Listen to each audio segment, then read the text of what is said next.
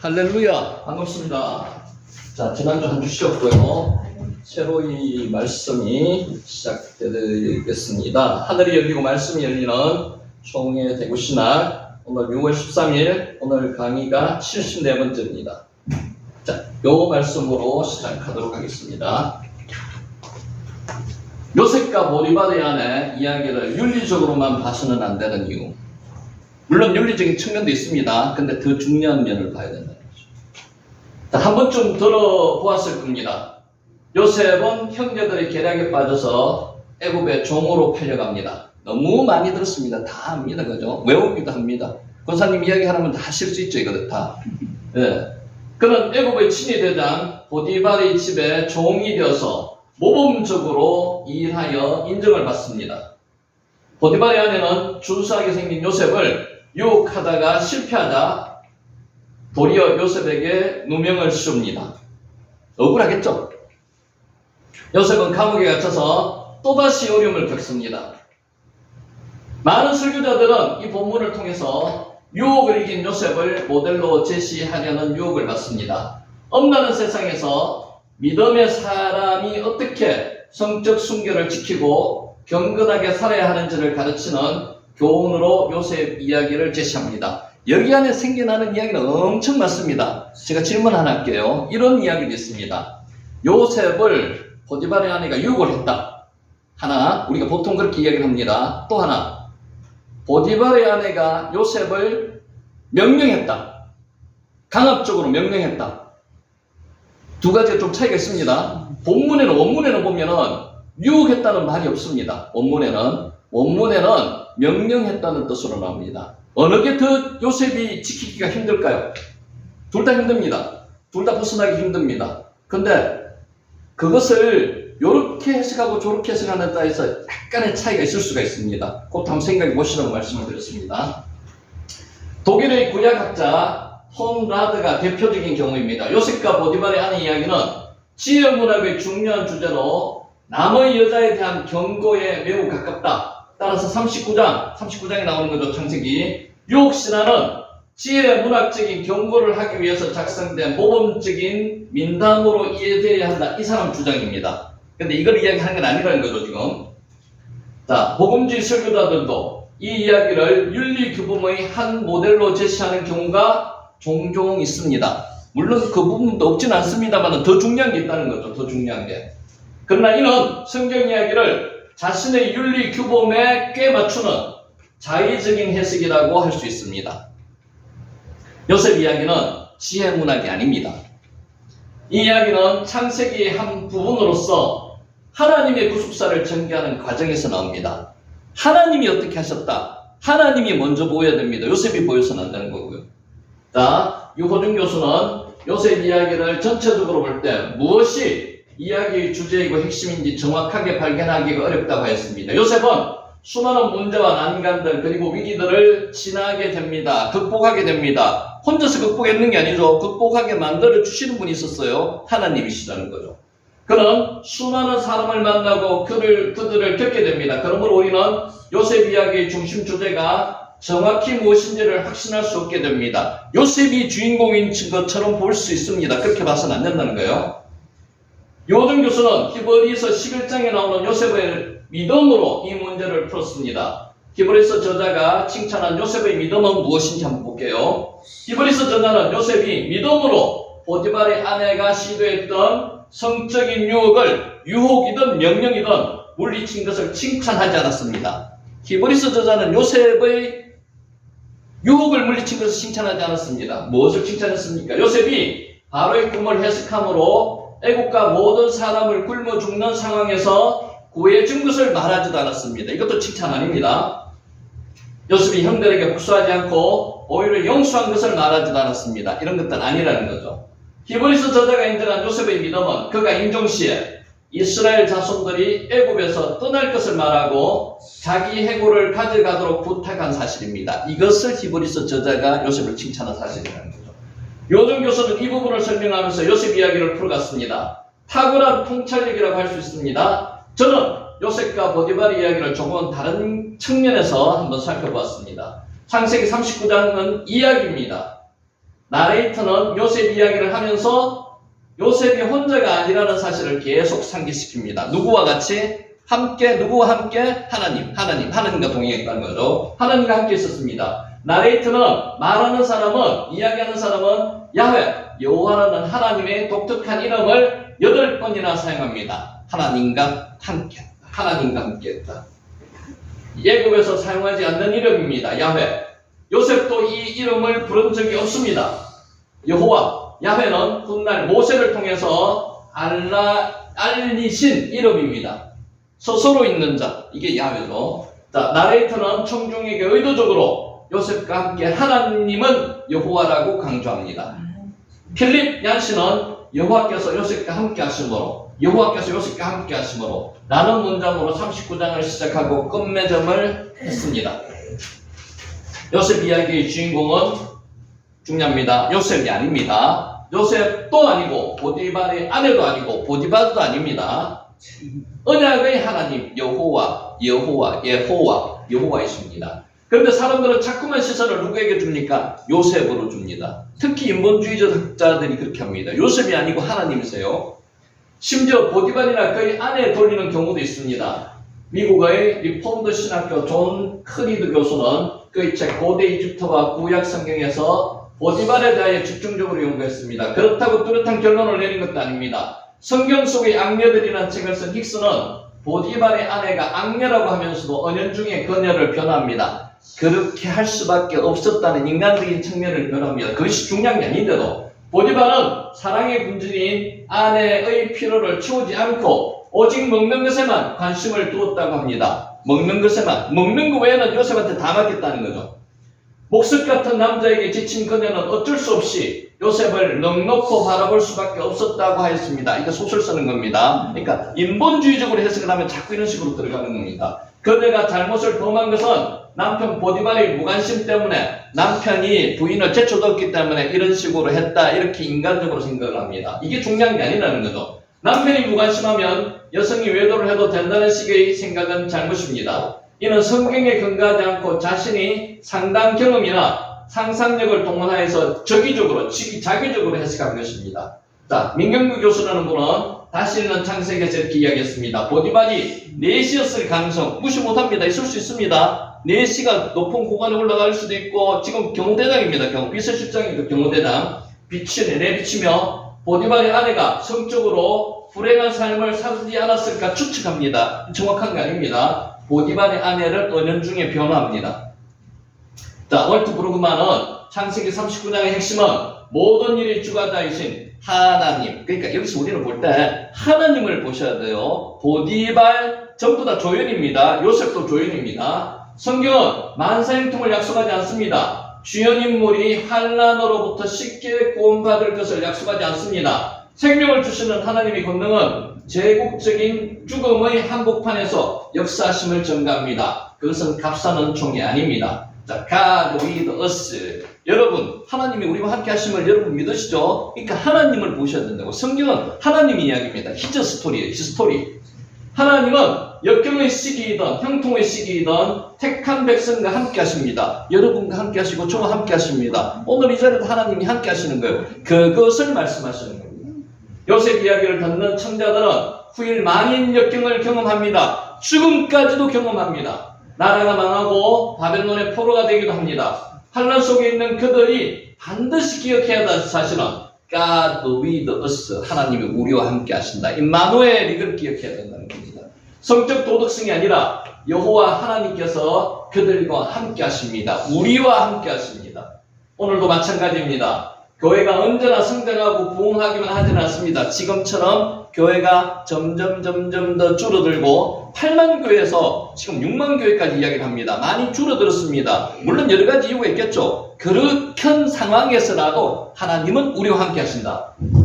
그리스도인의 삶이 언제나 형통하고 행복하지는 않습니다. 시련도 오고 환난도 옵니다. 그 중에서 하나님을 만나시는 거죠. 반드시 고통의 순간이 찾아오기 마련입니다. 하나님이 우리를 다루시는 방법 중에 하나예요. 이건 자꾸 잊었다고 그렇습니다. 그럴 때면 하나님에 대해서 의심하거나 불신하는 경우가 종종 생기기도 합니다. 그래서는 안 된다는 겁니다. 그리고 고난을 자기들이 잘못된 행동을 정당화하는 핑계로 사용해서도 안 됩니다. 언제나 하나님은 우리와 함께 하시기 때문에. 창세기 저자는 요셉 이야기를 통해서 이렇게 이야기합니다. 고난 속에서도 함께 하시는 하나님을 강조합니다. 그러니까 우리는 요셉의 이야기만 아니라 성경을 볼 때 항상 하나님이 보여야 됩니다. 하나님. 우리가 주목해야 할 것은 여호와께서 요셉을 위하여 그 애굽 사람 중에 집에 복을 내리셨다. 왜? 요셉이 그 집에 있기 때문에 여호와 하나님께서 복을 내리셨다는 겁니다. 여러분이 계시기 때문에 여러분의 집에 복을 내리시는 거예요. 그는 아브라함에게 주셨던 말씀, 땅의 모든 족속이 너로 말미암아 복을 얻을 것이라는 선교적 비전의 성취입니다. 예레미야는 바벨론의 포로로 끌려간 자들에게 편지하였습니다. 너희는 내가 사로잡혀 가게 한 그 성읍의 평안을 구하고 그를 위하여 여호와께 기도하라. 이는 성읍이 평안함으로 너희도 평안할 것입니다. 70년 후에 돌아온다는 희망까지 주었습니다. 바울은 갈라디아 교인들에게 이렇게 편지했습니다. 이는 그리스도 예수 안에서 아브라함의 복이 이방인에게 미치도록 하고, 이 말씀은 그리스도인의 정체성을 보여줍니다. 자, God with us. 그리스도인은 어디에 있든지 어떤 환경이나 상황이 있든지 하나님이 함께 하시는, 하나님께서 함께하는 사람이 그리스도인입니다. 임마누엘, 하나님이 여러분과 함께 하시는 거죠. 성공할 때만 있는 게 하나님이 함께 하시는 거 아니에요. 실패할 때만, 어려움이 있을 때만 하나님이 함께 하시는 것도 아니고요. 항상 함께 하십니다. 항상. 절망적인 상황에서도 하나님은 우리와 함께 하십니다. 오늘도 우리와 함께 하시고요. 그리고 우리를 통해서 모든 민족, 모든 이웃, 모든 사람에게 구원의 축복이 넘쳐나도록 하시는 분이 하나님이십니다. 요셉의 이야기는 하나님의 포커스를 맞추셔야 됩니다. 요셉과 보디바라의 이야기는 하나님의 구원 역사, 구속사에서 인간의 고난과 하나님이 함께 하심, 그리고 하나님의 선교적 비전을 우리에게 가르치고 있는 이야기입니다. 그래서 이렇게 포커스를 요셉으로 맞추지 말고요, 하나님께 맞추시라는 겁니다. 자, 창세기 저자는 요셉 이야기를 통해서 고난 속에서도 함께 하시는 하나님을 강조합니다. 기쁨 속에서도 하나님께서 함께 하시고요, 언제나 영원히 함께 하시는 분입니다. 여호와께서 요셉을 위하여 그 애굽 사람의 집에 복을 주셨습니다. 여러분이 계시는 곳에 하나님께서 복을 주시는 것입니다. 여러분 때문에 어떤 환경과 상황에 있든지 하나님께서는 God with us, 우리와 함께 하시는 겁니다. 절망적인 상황, 성공했을 때 뿐만 아니라 절망적인 상황에서도 하나님은 우리와 함께 계십니다. 우리를 통해서 모든 사람에게 구원의 축복이 흐르도록 하시는 하나님이십니다. 그래서 이런 하나님을 믿고 하나님과 동행하는 저와 여러분이 되시기를 예수님의 이름으로 축원하면서 오늘 강의를 시작합니다. 아멘. 자, 같이 한번 해볼까요? 영어도 한 번씩 해봅시다. God with us. 자, 시작. God with us. 하나님이 우리와 함께 하신다. 임마누엘 하나님이십니다. God with us. 그 사람 오늘 초등아들한테 가서 한번 써보세요. God with us 한번 해보세요. 그럼 뭐라 그럴까요, 애들? God with us. 좋습니다. 예. 자, 간단하게 정리 복습하고 갑니다. 한 주가 흘렀기 때문에 중요한 내용이기 때문에 다시 한번 복습을 합니다. 17장 1절. 아브라함이 99세 때 여호와께서 아브라함에게 나타나서 그에게 이르시되 나는 전능한 하나님이라. 너는 내 앞에서 행하여 완전하라. 아브라함이 99세 때 나타났다는 것은요, 아브라함이 하란을 떠난 지 24년, 그리고 하갈이 태어난 지 13년 만에 하나님께서 나타나셨다. 이것을 다른 말로 하면요, 13년 동안 하나님께서 안 나타나셨다. 우리에게 제일 큰 벌이 뭔지 압니까? 하나님이 나와 함께 하지 않는, God with us가 안 되는 게 그게 제일 큰 복이에요. 벌이에요. 하나님께서 13년 동안 아브라함에게 안 나타나셨습니다. 이게 큰 벌입니다. 그런데 아브라함은 그것을 몰랐어요. 왜 몰랐을까요? 지난번에 이야기했죠. 세상 쾌락에 취해서, 세상 나름대로 즐거움에 취해서 몰랐어요. 자, 13년 동안 하갈이 낳은 이스마엘이 낳은 아들을 키우면서 그 재미에 푹 빠졌습니다. 하나님의 관심이 줄어들었습니다. 이래서는 안 된다는 거죠. 즐거울 때나 괴로울 때나 기쁠 때나 하나님은 항상 우리와 함께 계시는데 나는 기쁘지 않고 나는 괴롭지 않다고 하나님을 안 찾고 괴롭다고 하나님을 안 찾고 이래서는 안 된다는 겁니다. 13년 동안 아브라함은 하나님을 찾지 않았습니다. 찾아야 되는 겁니다. 회개해야 되는데 회개하지 않았다는 거죠. 자, 하나님께서 나타나셨습니다. 하나님께서 보여주셨습니다. 라아가 수동으로 써 있습니다. 그게 무슨 말인가 하면 하나님께서 우리한테 나타내 보여주시는 겁니다. 하나님께서 우리를 보고 계시기도 하지만은요, 자신을 나타내 보여주시기도 하십니다. 그게 나타나서라는 겁니다. 그 나타나서가 말씀으로도 나타나시고요, 기도로서 나타나시고요, 오늘 이 설교하면서 이 말씀으로도 나타나실 수 있는 겁니다. 하나님을 만나시기 바랍니다. 나타나시는 하나님 만나시기 바랍니다.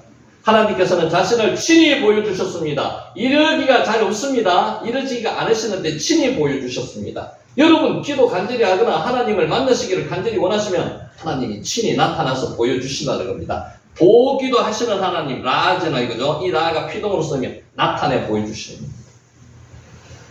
나는 전능한 하나님이라. 하나님이 왜 이런 말씀을 하셨을까요?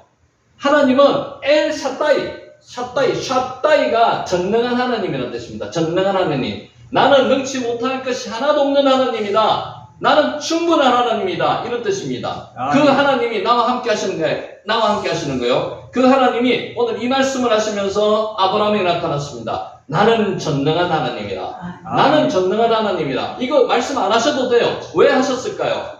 네가 전능한 하나님을 믿지 못하고 13년 동안 나를 찾지 않고 회개하지 않았다는 겁니다. 이럴 때까지 아브라함은 몰랐습니다. 이래서는 안 된다는 거죠. 지금 우리 생활이 이럴 수도 있습니다. 하나님께서는 찾아오시기도 하지만 그때까지 얼마나 애타게 기다리시겠습니까? 하나님은 택한 백성을 끝까지 버리시지 않아요. 않는데도 택한 백성은 그 하나님을 안다면 하나님을 먼저 찾아가야죠. 회개해야죠. 그렇지 않았다는 겁니다. 이건 아브라함을 질타하는 이야기입니다. 나는 전능한 하나님인데 너는 왜 나를 찾지 않느냐, 이런 것도 있습니다. 자, 내 앞에서 행하여 완전하라고 했습니다. 내 앞에서. 하나님 앞에서 여기서 할라크 걸어 다니라는 겁니다. 왕래하라는 겁니다. 하나님 앞에서 행하라는 겁니다. 하나님 앞에서 행하라는 겁니다.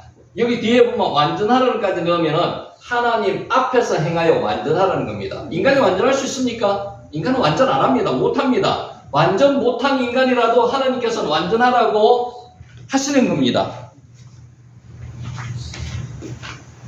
하나님께서 앞에서 행하면은 완전하지 못한 인간을 완전하게 하나님께서 만들어 주신다는 겁니다. 하나님께서 보호해 주신다는 겁니다. 이게 내 앞에서 행하여 완전하라는 겁니다. 근데 아브라함은 하나님 앞에서 행하지 않고요, 개인적으로 이스마엘과의 관계에서만 푹 빠져 살았다는 거죠. 그래서 너는 내 앞에서 행하여 완전하라. 자, 하나님 앞에서 행한다는 게 어떤 뜻입니까? 코람데오. 여러분 코람데오 아시죠? 나는 절대로 혼자가 아닙니다. 집사님 절대로 혼자가 아니에요. 아멘. 혼자인 것 같지만은 하나님이 나와 함께 God with us 하신다는 거죠. 그게 내 앞에서 행하여 완전하라는 겁니다. 코람데오 하나님 앞에 나면요, 내 행동 자체가 지금처럼 자유분방할 수가 없습니다.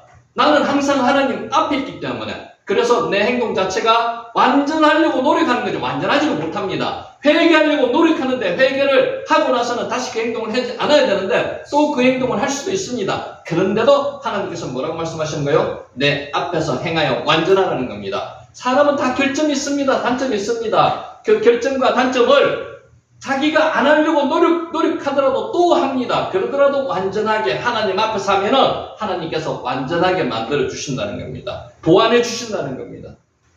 그게 너는 내 앞에서 행하여 완전하라는 겁니다. 하나님께서 13년 만에 찾아오셔가지고 이 말씀을 할 때는 얼마나 가슴 속에 지금 마음 속에 아픔이 많았겠습니까? 찾아와야 되는데 찾아오지는 않아요.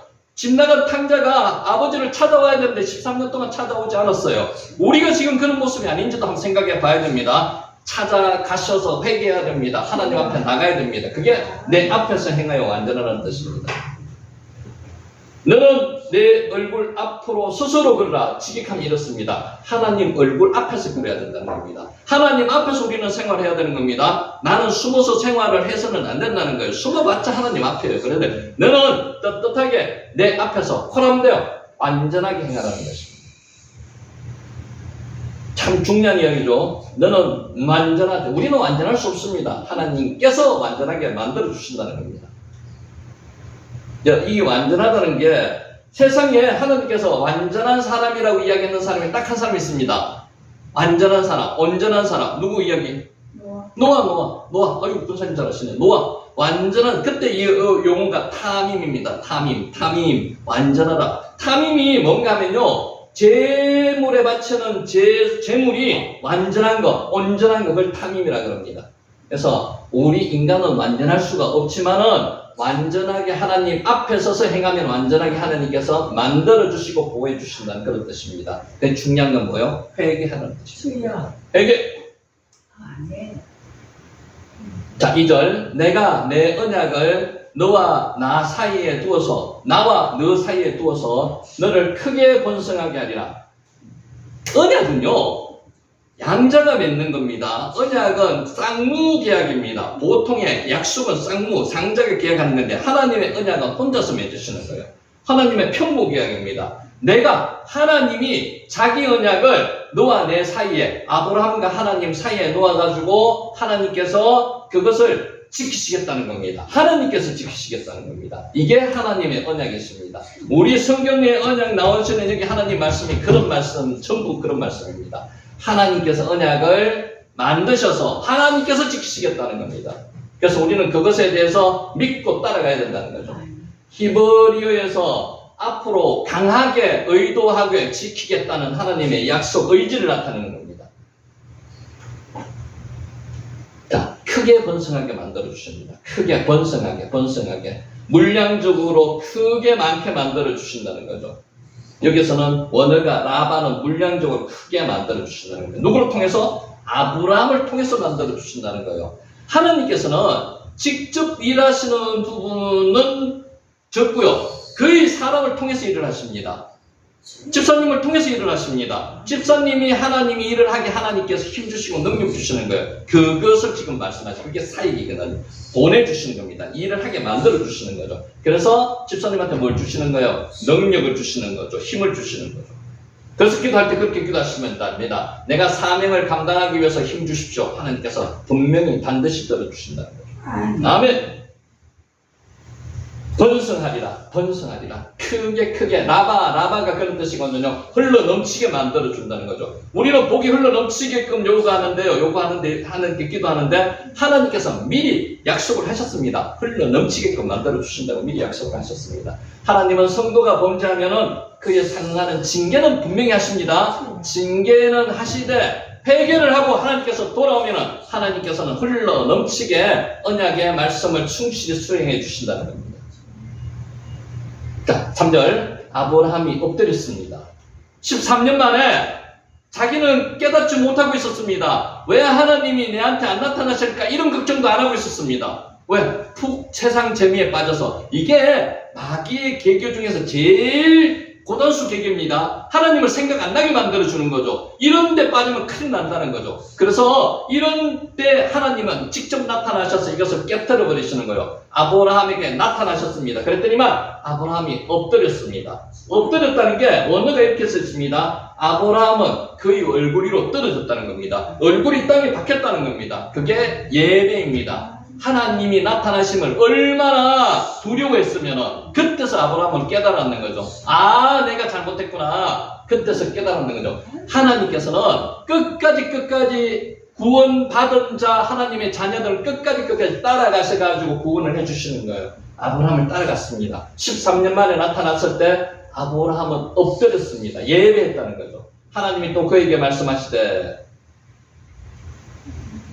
자, 4절에 보면은, 보라, 내 언약이 너와 함께 있으니 너는 여러 민족의 아버지가 될지라. 요거 지난번에 제가 말씀드렸습니다. 성경에 그렇게 기록해놔도 상관없을 좋을 것 같습니다. 개역 성경에는 어떻게 되어 있는가 하면요, 내가 너와 내 언약을 세우리니 이렇게 되어 있습니다. 근데 지금 우리 개역 개정에는 어떻게 되어 있는가 하면요, 내 언약이 너와 함께 있으니. 그러니까 주어가 뭔지 헷갈려요. 주어는요, 언약이 아닙니다. 하나님이 주어예요. 내가 너와 내 언약을 세우니. 요게 정확한 문구라고 보시면 됩니다. 지금 있는 성경 제가 한번 다시 읽을게요. 우리 가진 개역 개정은 어떻게 되어 있는가 하면요, 보라, 내 언약이 너와 함께 있으니 너는 여러 민족의 아버지가 될지라. 이것보다는 정확한 해석은요, 원문상의 해석은 내가 너와 내 언약을 세우니 너는 여러 민족의 아버지가 될지라. 이렇게 하는 게 정확한 해석이라는 거죠. 그래서 개역 개정에서 옮기면서 조금 더 개혁으로 된 잘못된 부분이 생겨났다는 것을 알려드립니다. 여러 민족의 아버지가 될지라. 여러 민족의 아버지. 이때까지는 아브라함이 아브라함 이름 속에서 있듯이 존귀한 자였습니다. 존귀한 자. 근데 이제는 아브라함을 어떻게 만들어준다고요? 여러 민족의 아버지. 한 사람, 몇 사람의 아버지도 아니고요. 민족의 아버지로 만들어준다는 거죠. 엄청나게 크게 자손들을 주시겠다고 말씀하시는 겁니다. 자, 5절. 이제 후로는 내 이름을 아브람이라고 하지 말고 아브라함이라고 하리라. 이는 내가 너를 여러 민족의 아버지가 되게 하리라. 오드를 썼는데 이제부터는 이런 뜻은요. 지금부터 다시는 아브람이라고 부르지 말고 아브라함이라 하라 이런 뜻도 있고요. 계속해서 아브라함이라고 이제 안 부르고 아브람이랑 안 부르고 아브라함이라고 부르겠다 이런 뜻도 있습니다. 어떤 것을 사용해도 상관없습니다. 자, 이름을 지금 바꿔주시는 겁니다. 성경에서 이름을 바꿔주실 때 호칭을 다르게 한다는 것은 그 사람의 사역이 변화된다는 겁니다. 그 사람이 사명이 변화된다는 겁니다. 환경과 소원과 가문과 사명 같은 사람에 관계된 재반사항을 이름에 반영해 줍니다. 이스라엘 특히 유대민족은. 그래서 이름을 바뀐다는 것은 상당히 변화를 그 사람을 통해서 하나님께 주시겠다는 그런 의미입니다. 아브라함의 계명은 생애에 있어서 아주 중요한 전환기가 이르렀음을 말씀하시는 겁니다. 자, 여기 아버는 아버지를 뜻하는 거고요. 아버지. 그리고 람은 높은 강력한 이런 뜻입니다. 그래서 라함은 군중이라는 뜻이고요. 그래서 아브람 존귀한 자라는 뜻에서요. 아브라함 열국의 아버지, 여러 민족의 아버지 이런 뜻으로 이름을 바꿔주시는 겁니다.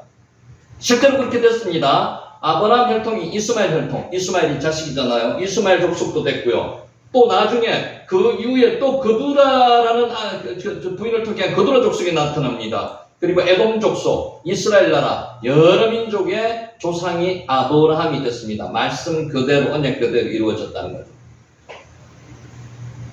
자, 아브라함은 그 육적인 민족 후손만 나타나는 게 아니고요. 영적으로 우리도 아브라함의 후손이 되는 거죠. 그래서 하나님의 말씀이 완벽하게 성취되었다는 것을 나타냅니다. 자, 요 단어 말씀드렸죠. 아브람입니다. 여기 아브람. 아버는 아버지는 뜻이고요. 여기 아버지는 뜻입니다. 아버지. 여기. 아부가 아버지는 뜻입니다. 요거. 아버지는 뜻이고요. 람이 세우다, 쓰다는 뜻이거든요. 그래서 요거를 뜻풀이하면은 존귀한 자, 이런 뜻으로 해석할 수 있습니다. 그러니까 여기 아브람이 이름을 이렇게 바뀌어졌습니다. 여기서 아브람에서 뭐가 하나 더 들어갔는가 하면요. 요게 더 들어갔습니다. 요게. 히브리어에서 요게 뭔가 하면요. 해라는 뜻인데, 해. 히브리 알파벳 해세. 생명이라는 뜻입니다. 생명. 요게 숨구멍이거든요. 숨구멍. 숨이라는 뜻입니다. 그래서 숨이 더 들어갔다, 생명이 더 들어갔다. 아브람에서 아브라함으로 바뀔 때 숨이라는 해라는 게 하나 더 들어가서 생명이 들어가는 거죠. 그래서 잉태를 해가지고 이삭을 낳게 됐다. 이렇게도 유대인들은 해석을 합니다. 아브라함 이렇게 됩니다. 아브라함 열국의 아버지 아브라함 여기 하나 더 들어가는 거죠. 그래서 아버는 아버지라는 뜻이고요. 라함은 군중 이런 뜻입니다. 그렇게도 풀이할 수가 있습니다. 자, 여기까지 했고요. 이제 6절부터 오늘 시작하겠습니다. 내가 너로 심히 번성하게 하리니, 아까 번성하게 한다는 요 앞에 단어랑 요 단어랑 약간 차이가 있습니다. 내가 내게서 민족들이 나게 하며 왕들이 내게로부터 나오리라. 내가 여기서 우리가 주의해서 봐야 될 단어는 내가 누구예요? 내가 하나님. 하나님께서 너로 심히 아브라함으로 번성하게 하겠다는 겁니다. 하나님께서 내게서 민족들이 나게 하고 왕들도 아브라함으로 통해서 나오게 하겠다는 겁니다. 하나님의 언약이죠. 하나님. 원래 약속은요, 지난 앞서 말씀드렸듯이 양자가 같이 하는 게 언약인데 하나님의 언약은요, 하나님 혼자 스스로 하시고 스스로 지켜나가시는 게 하나님의 언약입니다. 그게 차이가 있는 거죠. 지금 언약을 하나님께서 지금도 지켜가고 계시는 거죠. 내가 번성하게 하리니 내가 열매 맺게 하겠다는 겁니다. 앞에 거는 라바는 단어를 쓰고요. 이거는 열매 맺게 하겠다는 단어를 썼습니다. 이 차이가 조금 있습니다. 파라라는 단어를 썼습니다. 사역형. 아까도 말씀드렸다시피 열매를 누가 맺게 하겠다고요? 하나님이 아브라함으로 통해서 맺게 하겠다는 겁니다. 하나님은 사람으로 통해서 하나님이 역사하시는 겁니다. 사람이 일을 하게 만들어 주시는 거예요. 아브라함이 열매 맺게 하겠다는 겁니다. 아브라함을 통해서 번성하게 하리라. 앞에 게 라바. 지금 2절에 번성하게 하겠다는 거 아까 살펴봤습니다. 그것은 숫자에 관한 거. 수가 늘어나게 하겠다는 라바. 지금 나오는 것은 질이 늘어나게 하겠다. 질. 결과 유용성이 늘어나게 하겠다는 겁니다.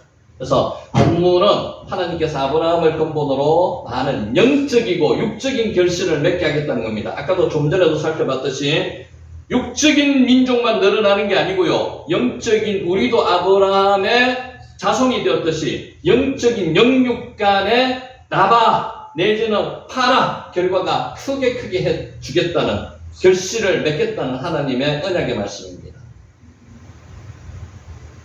왕들도 나오게 합니다. 왕들.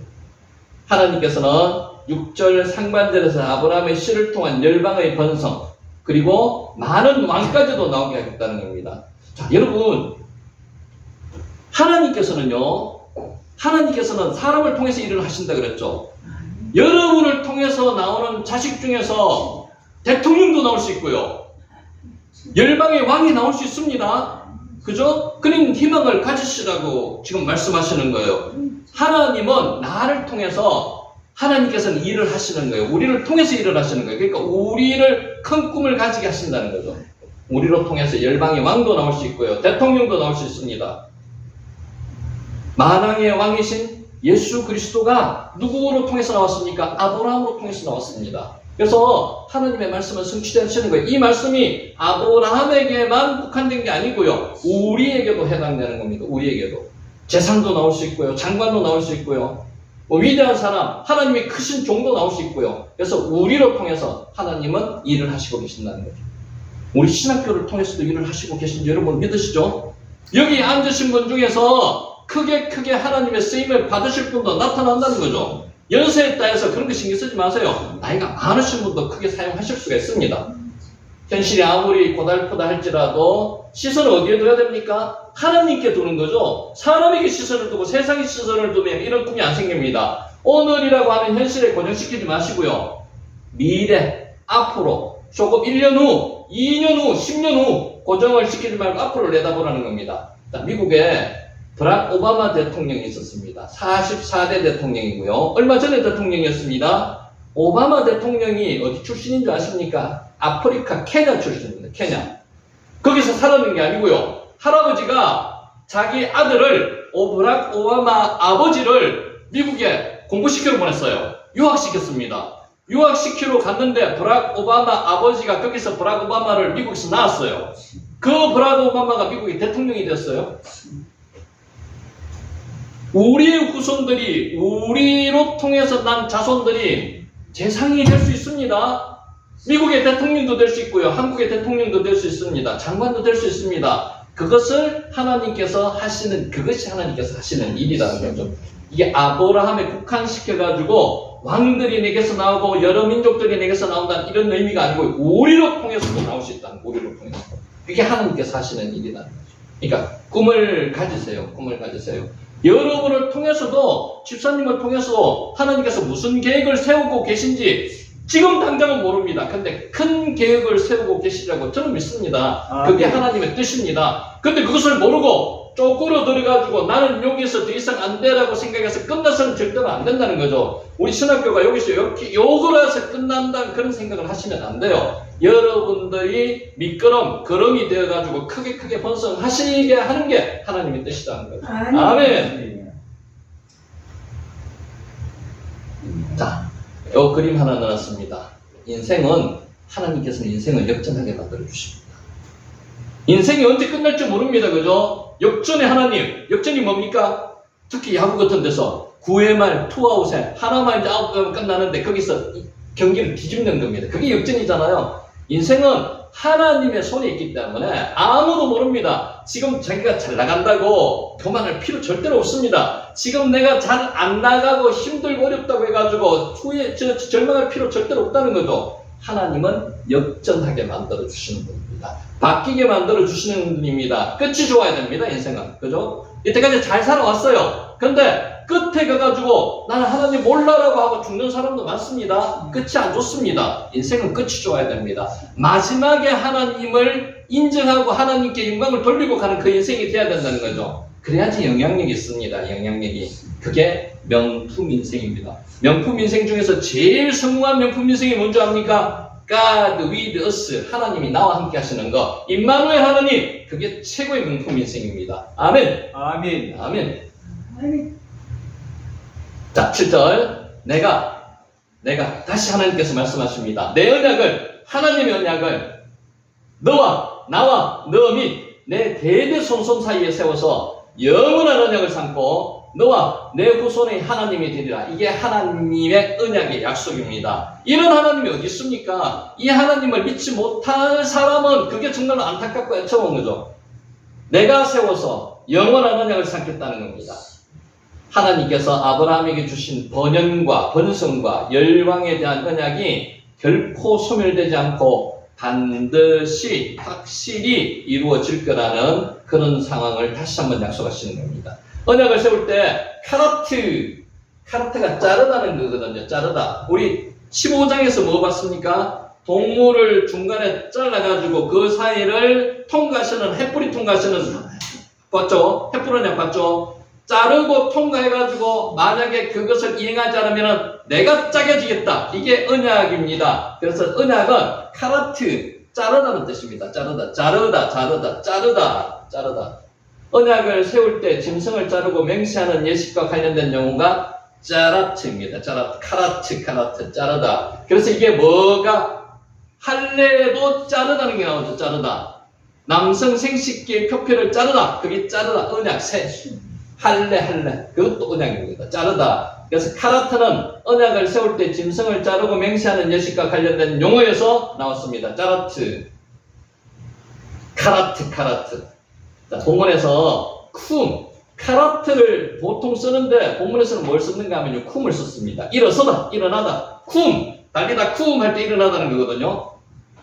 확립하다는 뜻도 있습니다. 언약을 세우는 예식보다 카라트보다 언약을 지켜가지고 성취해 가시는 하나님의 의지가 담겨있기 때문에 쿰이라는 단어를 썼습니다. 복잡하시게 생각하지 말고요. 여기서는 일어나다는 단어로 언약을 세우겠다고 하나님께서 말씀하셨다. 그렇게 알고 넘어가겠습니다.